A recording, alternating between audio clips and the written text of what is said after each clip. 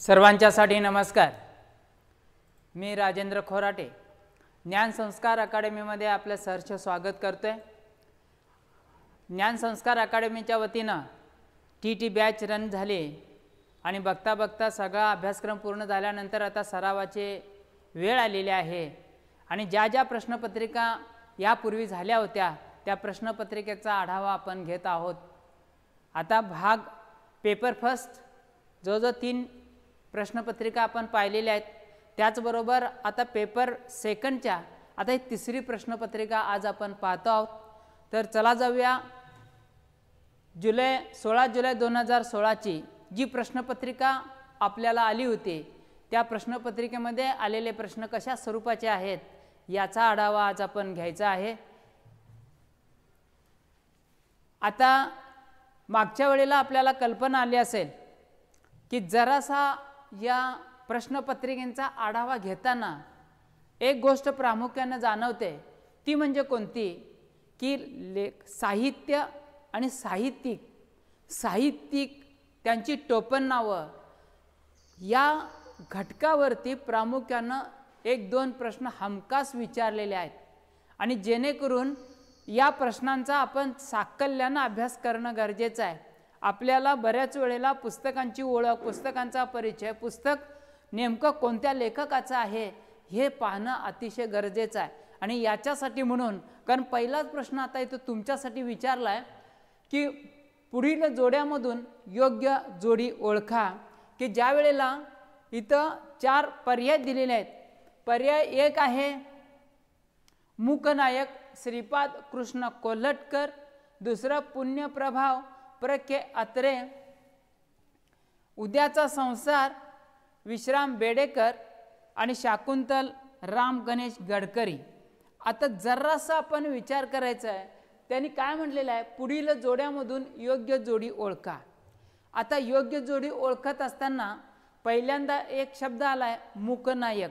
आता मूकनायक म्हटल्याबरोबर आपल्या डोळ्यासमोर येतात ते डॉक्टर बाबासाहेब आंबेडकर, ज्यांनी 1920 साली मूकनायक नावाचं पाक्षिक सुरू केलं की संपूर्ण दलित वर्गाला जागं करण्याचं काम ज्या व्यक्तीनं केलं ते पाक्षिक मूकनायक होतं.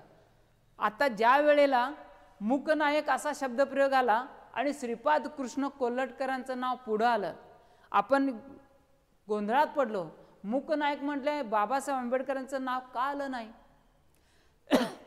तर पहिली गोष्ट सांगतोय, मूकनायक हे श्रीपाद कृष्ण कोल्हटकरांचं नाटक आहे. आता याच्यामध्ये पुण्यप्रभाव, उद्याचा संसार, शाकुंतल हे सगळ्या या जोड्या चुकीच्या आहेत. पर्याय क्रमांक 1 हे याचं उत्तर आहे. आता पुण्यप्रभाव हे मग पुस्तक कुणाचं? दीनानाथ मंगेशकरांचं.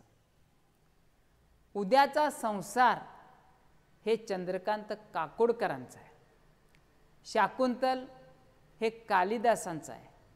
आता शाकुंतल म्हटलं की लगेच कालिदास आपल्या डोळ्यासमोर येतात. ही पुस्तकांची नावं सांगण्यापाठीमागचा उद्देश काय की तुम्हाला या पुस्तकांचा परिचय असणं गरजेचं आहे.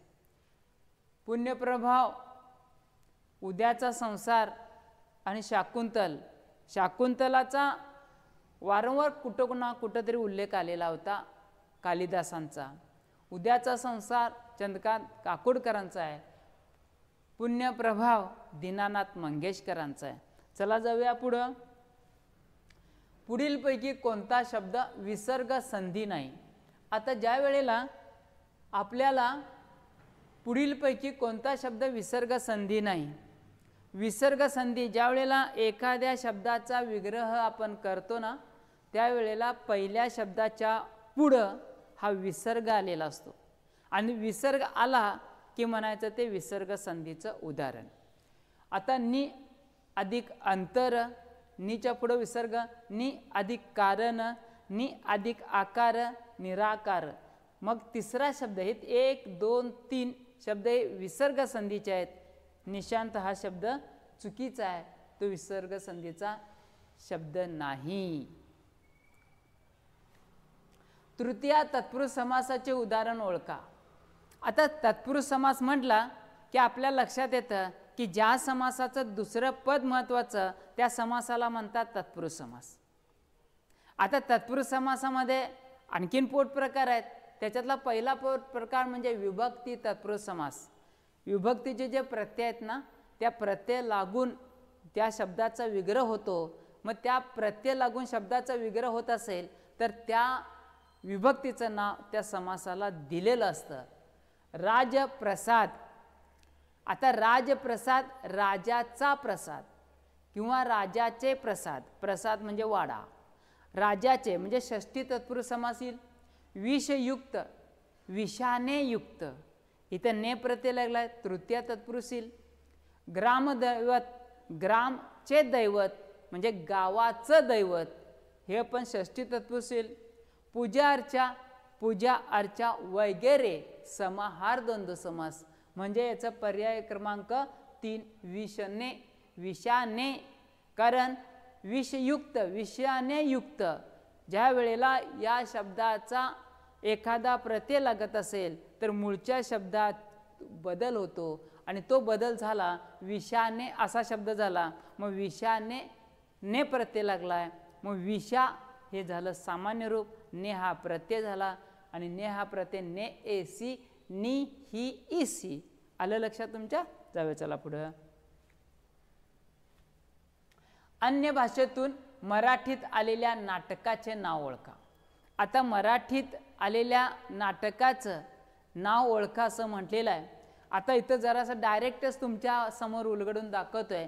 कारण अजब न्याय वर्तुळाचा हे जर्मनमधलं नाटक आहे आणि त्याचा मराठी अनुवाद कुणी केला आहे? चिंतामण त्र्यंबक खानोलकरांनी केला आहे. आणि मग हा खानोलकरांनी केल्यामुळं इथं अन्य भाषेतून जर्मनी भाषेतून आलेला तो मराठीमध्ये आलेला अजब न्याय वर्तुळाचा हे नाटक आहे. आणि हे नाटक ज्या वेळेला मराठीत अनुवाद झालं, कारण का बरीचशी पुस्तकं अनुवादित असतात. का अनुवादित असतात? परकीय भाषेमध्ये लिहिलेले आहेत, पण त्याची कथा ज्या वेळेला सैराट नावाचा चित्रपट मराठी भाषेत निर्माण झाला, पण सैराट ज्या वेळेला कानडी भाषेमध्ये गेला त्यावेळेला त्याचा अनुवादित झाला. एखादा चित्रपट असो, एखादं पुस्तक असो, एखादी साहित्य कलाकृती असो, जर ती चांगली झाली असेल तर त्या कलाकृतीला अनुवादित केले जातं आणि मग सगळ्यांना त्या गोष्टीचा लाभ मिळावा हा त्या पाठीमागचा अनुभव असतो. आणि म्हणून अजब न्याय वर्तुळाचा चिंतामण त्र्यंबक खानोलकरांचे हे अनुवाद आहे आणि म्हणून याचं उत्तर आहे 3. आता गिधाडं हे नाटक आहे विजय तेंडुलकरांचं. रणदुंदुभी हे आहे रामकृष्ण बुवा वझेंचं आणि हे गाजलेलं नाटक आहे तो मी नव्हेच. प्रभाकर पणशीकरांनी आपल्या ताकदीनं अभिनय दाखवून संपूर्ण महाराष्ट्राला एक वेगळी ओळख करून देण्याचं काम ज्याने केलं ते प्रख्यातरांचं तो मी नव्हेच. या 4थ्या क्रमांकाचं उत्तर आहे पर्याय क्रमांक 3.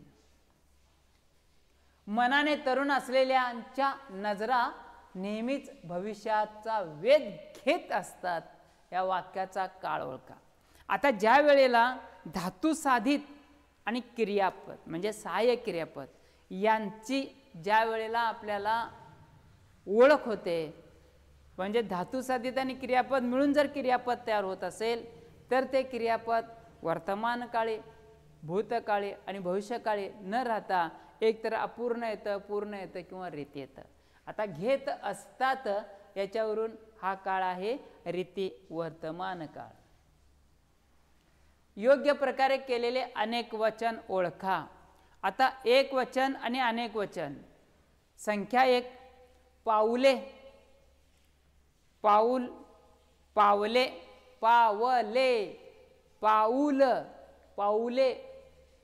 बघा, पेले, पेला, पेले. भांडे, भांडी. सतरंजी, सतरंजा.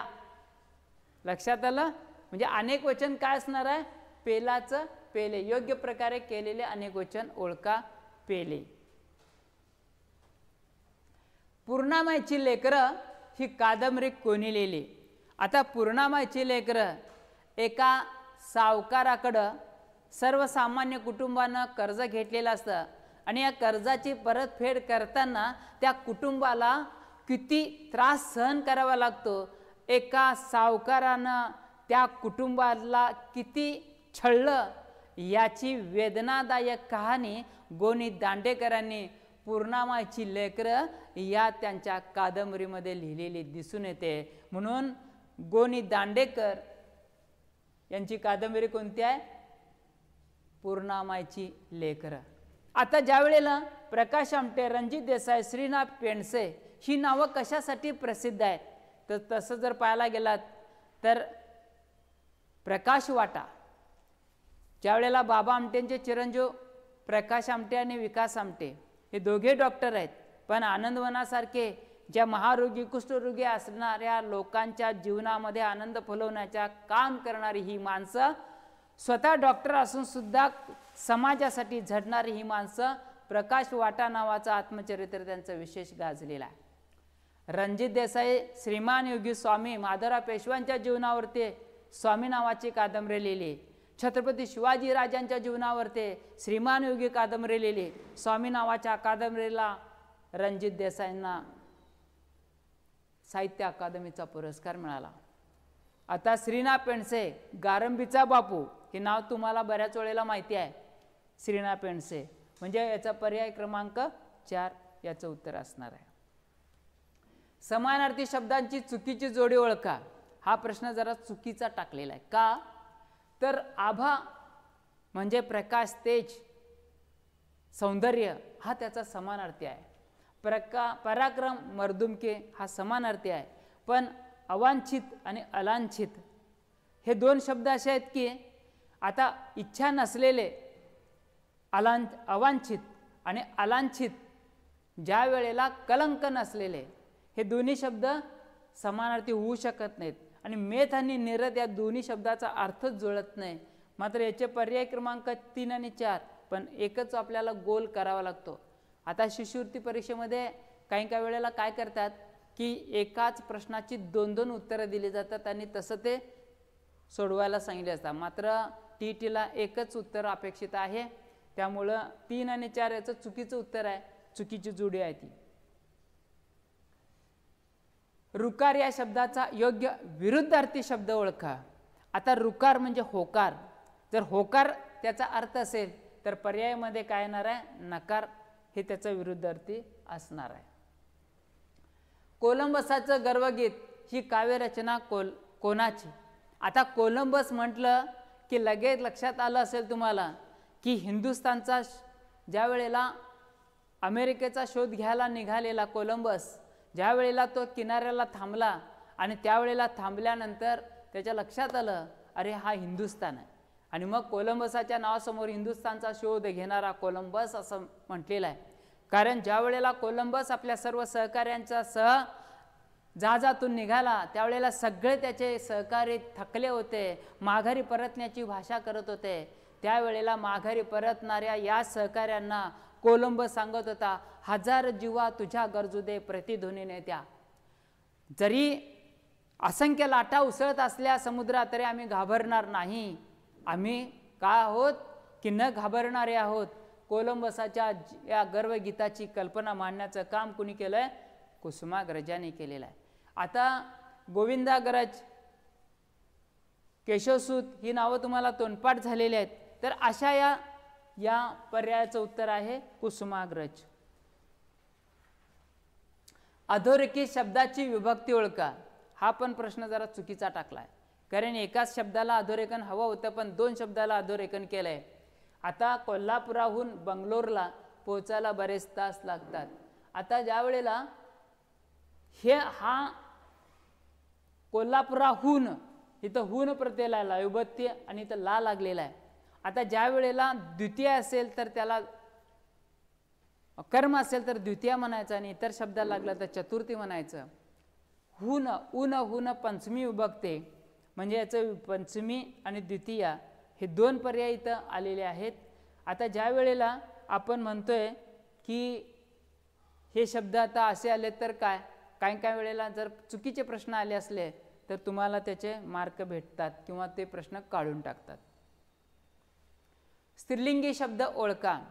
आता एक काम करायचं, पुल्लिंगी तो, स्त्रीलिंगी ती आणि नपुंसकलिंगी ते, हे आधी सर्वनाम त्याच्या पाठीवर वापरायचे.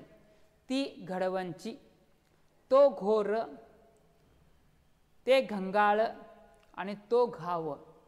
आता ज्या वेळेला स्त्रीलिंगी शब्द ओळखा, ती घडवंची, पर्याय क्रमांक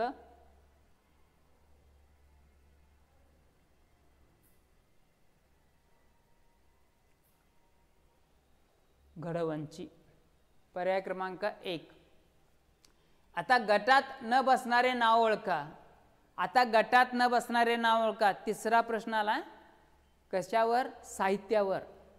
गंगाधर गाडगीळ, अरविंद गोखले, मिलिंद बोकीळ आणि पु.बा. भावे. आता हे सगळे चारी साहित्यिक आहेत, पण या साहित्य लिहिणाऱ्या साहित्यिकांची साहित्यावर कमांड कोणते, तर गंगाधर गाडगीळ, अरविंद गोखले आणि पु.बा. भावे यांचं साहित्य कसं आहे, तर कादंबरी आणि लघुनिबंध या स्वरूपाचं आहे. आणि मिलिंद बोकील यांचं साहित्य कसं आहे, पर्यावरणवादी भटकंती स्वरूपाचं असं लेखन या मिलिंद बोकीलांनी लिहिलं आहे. म्हणजेच या गटात न बसणारं नाव कोणतं आहे, मिलिंद बोकील, पर्याय क्रमांक 3. धातू साधित विशेषण ओळखा. ज्या वेळेला धातूला प्रत्यय लागून एखादा शब्द तयार होतो तो धातू साधित असतं, कारण क्रियापदातल्या मूळ शब्दाला धातू म्हणतात. धातूला प्रत्यय लागून क्रिया अपुरी राहत असेल तर त्याला म्हणतात धातू साधिते. त्याला दुसरं नाव आहे कृदंते. आता नासका, चतुर, एकटे आणि सुती. आता तुमच्या लक्षात आलं असेल की इथं नाचण्याची क्रिया आहे आणि म्हणून नासका, चतुर हे विशेषण आहे, एकटे संख्या विशेषण होईल, सुती हे नाम विशेषण होईल. आता नासका हे त्याचं काय होणार आहे, धातू साधित नाचण्याची क्रिया, म्हणून पर्याय क्रमांक 1. आता केवळ प्रयोगी अव्यय ओळखा. याच्यामध्ये म्हणजे, वा वा, किंवा आणि. तुमच्या सरळ लक्षात आलं की वा एखाद्या व्यक्तीनं केलेल्या चांगल्या कार्याबद्दल त्यांचे दुसऱ्याच्या मुखातून शब्द बाहेर पडतात की त्याची प्रशंसा होते, त्याची स्तुती होते. म्हणजे वा छान केलंस, बरंच केलंस असं आपण म्हणतो. म्हणजे केवळ प्रयोगी अव्यय आहे वा. आता म्हणजे, किंवा आणि हे तिन्ही शब्द उभयान्वयी अव्यय आहेत, म्हणून याचा पर्याय क्रमांक 2. पुढील शब्दामधून लेखन नियमानुसार अचूक शब्द ओळखा. आता लेखन नियमानुसार गडबड करायची नाही का, इथं जरासं बघा, युगानुयुगे, युगानुयुगे याचा उकार दुसरा गेलाय. युग प्रवर्तक, व वरती रपार पडलाय. चुका कशा दाखवल्यात बघा, परवशता, परवशता आणि परवशता. विद्वत्ता पूर्ण. आता तुमच्या सरळ लक्षात आलं असेल, जरा बारकाईनं बघितलं असेल तर या 4 शब्दामध्ये इथं यू पहिलं पाहिजेत, इथं त रपार पाहिजेत, इथं शहामृक्ष पाहिजेत. म्हणजे हा शब्द चौथा बरोबर असणार आहे, पर्याय क्रमांक 4. पुढील शब्दामधून संस्कृत उपसर्ग ओळखा.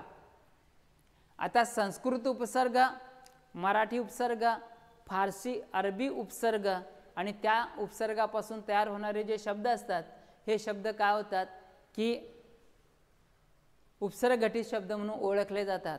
आता ज्या वेळेला दर, आड, परा, अनिय हे ज्या वेळेला उपसर्ग आपण पाहायला जातो त्यावेळेला संस्कृतमधला उपसर्ग, काही उपसर्ग हे मराठीत आहेत, काही उपसर्ग हे संस्कृतमध्ये असतात.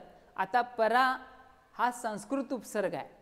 आता पराजय, पराक्रम हे शब्द ज्या वेळेला शब्द लागून, परा हा संस्कृत आहे, दर रोज, दर घडी, दर वर्षी, आडमार्ग मराठी आहेत, संस्कृत आहेत.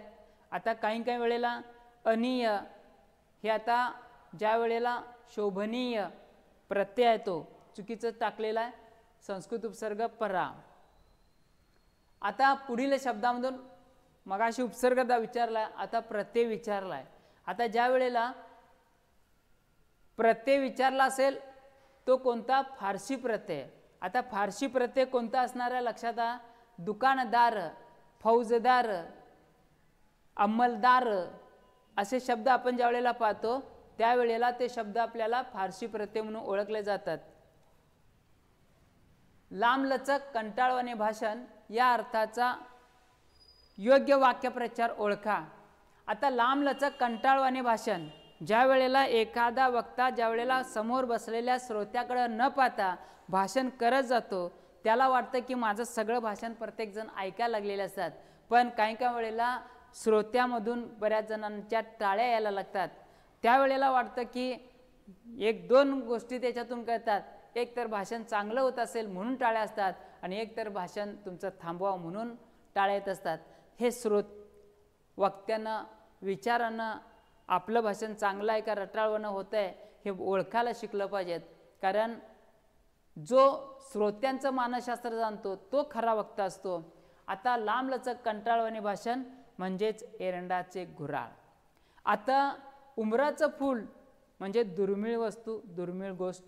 थंडा फराळ, ज्या वेळेला आपल्याला उपास होतो त्यावेळेला आपण थंडा फराळ असा शब्दप्रयोग वापरतो. अकलेचा खंदक म्हणजेच मूर्ख माणूस, म्हणजे याचं पर्याय क्रमांक 3 उत्तर आहे. कृतज्ञतेची प्रवृत्ती दर्शवणारी म्हण ओळखा. आता कृतज्ञतेची, आता मगाशी पर्याय तो पडलेले होते तो एक प्रश्न म्हणीवरच आहे आणि आत्ता पण पडलाय म्हणीवरच आहे. कृतज्ञता, केलेले उपकार न जाणणारा कृतज्ञ आणि केलेले उपकार जाणणारा कृतज्ञ.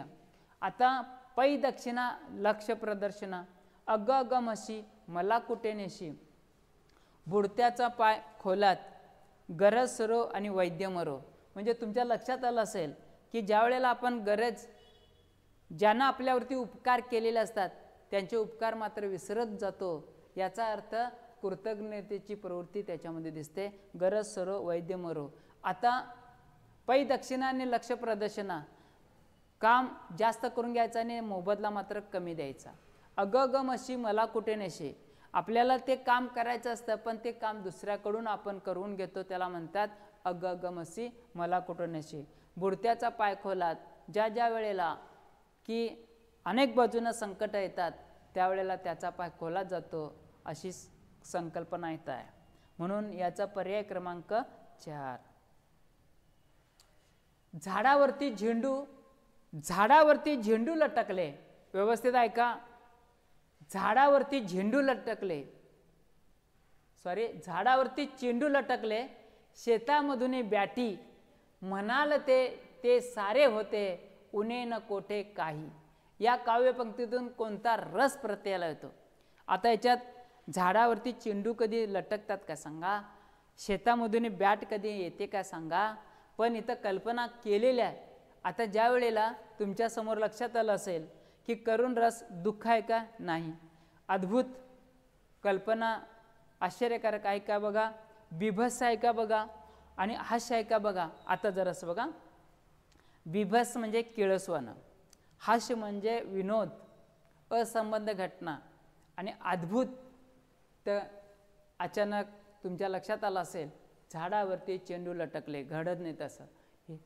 अद्भुत या रसाचा स्थायी भाव, विस्मय, आश्चर्यकारक घटना. म्हणून याचा पर्याय क्रमांक किती असणार आहे? 2.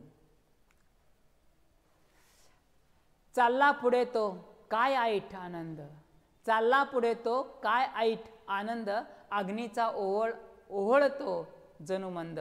या काव्यपंक्तीतून कोणता रस प्रत्ययाला येतो? ज्या वेळेला एखादं वाक्य आपल्या समोर येतं त्यावेळेला लक्षात ठेवा, जणू भासे, जणू काय असे जर शब्द त्याच्यामध्ये आले तर डोक्यात एकच विचार ठेवायचा, तो असतो उत्प्रेक्षा. उत्तर बघा, उत्प्रेक्षाच असायला पाहिजे, कारण इथं जणू असा शब्द आलेला आहे. म्हणून वाक्य वाचायची सुद्धा आपल्याला गरज भासू नये म्हणून उत्प्रेक्षा अलंकारावरती TET मध्ये जास्त भर देण्यात आलेला आहे.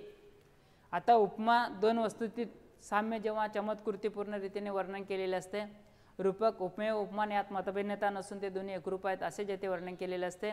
आता उपमेयाला दुसऱ्या अक्षराची उपमा देत आहेत, म्हणजे उपमेय हे उपमानापेक्षा श्रेष्ठ आहे असे जेथे वर्णन केलेले असते तेव्हा त्याला व्यतिरेक अलंकार म्हणतात. पुढील वाक्यामधून प्रश्नार्थक नसलेले वाक्य. आता 4 वाक्य देतात, त्यातलं एक वाक्य उद्गार अर्थी असतं, म्हणजे त्याच्यामध्ये उद्गार व्यक्त केलेले असतात. 3 प्रश्न काय असतात त्याच्यात प्रश्न विचारलेले असतात.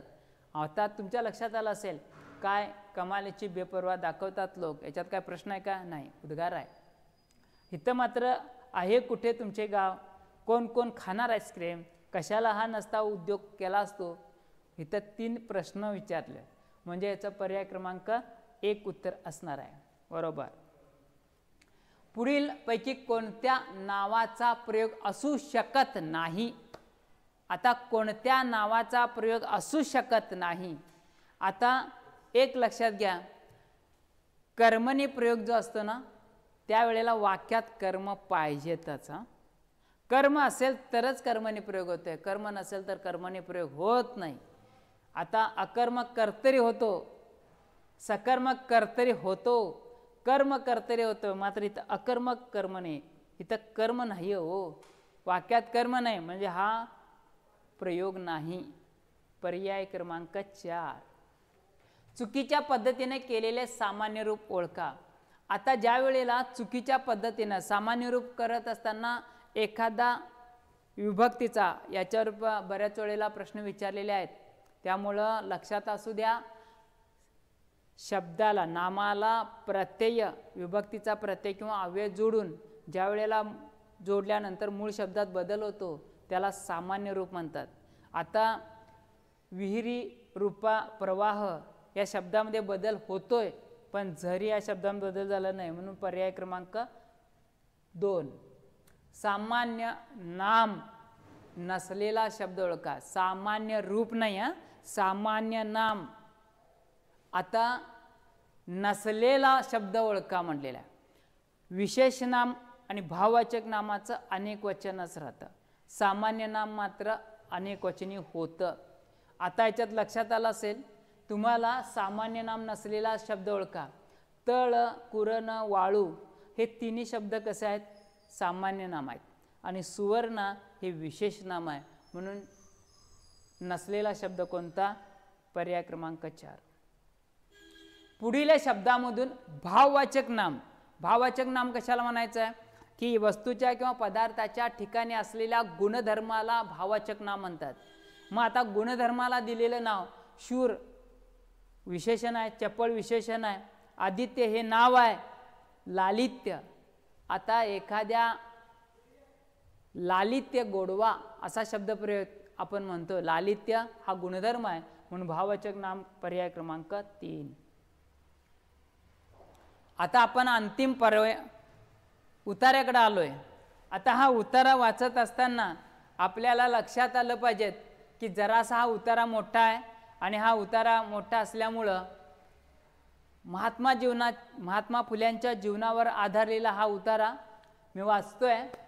महात्मा फुले यांचा महाराष्ट्र आज कसा आहे बघा. 1848 साली महात्मा ज्योतिराव फुले यांनी मुलींच्यासाठी पहिली शाळा सुरू केली. पुण्यासारख्या भिडेवाड्यामध्ये सुरू करणारी शाळा आज मुलींना शिक्षणाच्या प्रवाहात आणण्याचं काम महात्मा ज्योतिराव फुले यांनी केलं. आणि मग महात्मा फुले यांचा महाराष्ट्र आज कसा आहे?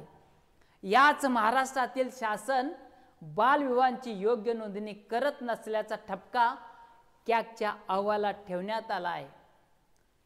2013-14 या वर्षात 15 ते 19 या वयातील सुमारे 12,000 मुलींचे विवाह झाले असताना शासनाने कमी आकडे दाखवल्याचे कॅगचे म्हणणे आहे. 2010 ते 2013 या काळात राज्यात फक्त 45 बालविवाह झाल्याची नोंद सरकार दरबारी झाली आहे. आता 12,000 मुलींचे विवाह झाले आणि सरकार दरबारी नोंद काय झाली आहे? फक्त 45 बालविवाह झाल्याची नोंद झालेली आहे. ग्रामीण भागात बालविवाह प्रतिबंधक अधिकाऱ्यांची नियुक्ती करण्याचे आदेश देऊन 6 वर्षे उलटल्यानंतर शासनाने त्याकडे लक्ष दिले. यावरून हा प्रश्न साखरेसाठीच्या पाण्यापेक्षा किती शहरातील मोकळ्या जमिनीवरील झोपडपट्ट्यापेक्षा महत्त्वाचा नाही असे मानणारी सत्ताधारी वृत्ती स्पष्ट होते. उत्तर प्रदेश, बिहार, पश्चिम बंगाल, राजस्थान, झारखंड या राज्यातील बालविवाहांची याबद्दलची आकडेवारी याबद्दलचे भीषण वास्तव पुढे आणणारे आहे. आता जरासं इकडे बघा. खरं तर महात्मा ज्योतिराव फुल्यांनी बालविवाह प्रथा होऊ नये, कारण का मुलाचं विवाहाचं वय 21, मुलीचं विवाहाचं वय 18, त्याच्यापेक्षा खाली वय असेल तर तो विवाह बालविवाह म्हणून ओळखला जात होता. कारण पूर्वीच्या काळामध्ये बालविवाह पद्धत तितकी वाईट होती की अपत्य जन्माला आलं की लगेच एक मुलगा एक मुलगी पाळण्यामध्येच बासिंग बांधायचा, त्याच्यात ठेवायचा आणि अक्षता टाकून त्याचा विवाह करून द्यायचा. आणि बऱ्याचशा मुलींना विधवेचं आयुष्य जगावं लागायचं, कारण साथीचे रोग त्यावेळेला होत्या. त्यावर आधारलेले हे बालविवाहाचे एक उतारा दिलेला आहे. आता हा दिल्यानंतरचे 3-4 प्रश्न कसे आहेत बघा. महात्मा फुले यांचा महाराष्ट्र या शब्दातून लेखकाला काय सूचित करायचं आहे. आता महात्मा फुलेंचा हा जो महाराष्ट्र आहे की पुढं जाणारा महाराष्ट्र आहे, प्रतिगामी पुरोगामी पुढे जाणारा, प्रतिगामी मागे जाणारा, अधोगती आणि अतिगामित्व, म्हणजे याचा पर्याय क्रमांक 1 उत्तर असणार आहे. यावरून हा प्रश्न आता जरासं इकडे बघा. डॉट डॉट डॉट डॉट ज्या वेळेला असे शब्द येतात त्यावेळेला याच्यात काहीतरी अजून शब्द आहेत अशी कल्पना असते. सत्ताधारी वृत्ती स्पष्ट होते. आता या विधानामागे कोणता भाव आहे? समाधानाचा, आश्चर्याचा, उपरोधाचा, तटस्थतेचा? तर याच्यामध्ये उपरोध व्यक्त केला आहे. एखाद्याबद्दल बोलत असताना आदरानं बोलणं वेगळं आणि एखाद्या व्यक्तीला कुचेष्टानं बोलत असताना उपरोधानं बोलणं वेगळं. म्हणजे याच्यावरून सत्ताधाऱ्यांचा उपरोध दिसून येतो. पर्याय क्रमांक 3. आता भीषण, तुमच्या लक्षात आलं असेल एखादा अपघात होतो, भीषण अपघात झाला. मग भीषण अपघात झाला तर तुमच्या लक्षात आलं त्याचा अर्थ काय होईल? विशेष, अपेक्षित, अनपेक्षित, भयंकर. भयंकर अपघात झाला, भीषण याचा अर्थ भयंकर. पर्याय क्रमांक 4. आता एकंदरीत आपल्याला 30 प्रश्नांचा आज परिचय आपण करून घेतलेला आहे. 2016ची पेपर 2ची ही प्रश्नपत्रिका आज आपण सोडवलं आहे. आणि जे जॉईन झालेले आहेत त्यांच्यासाठी, पण जे रेकॉर्डेड लाईव्ह आमचं बघणार आहेत त्यांच्यासाठी सुद्धा हा एपिसोड अतिशय महत्त्वाचा आहे. तुम्ही सर्वांनी सहभागी झालात त्याबद्दल धन्यवाद.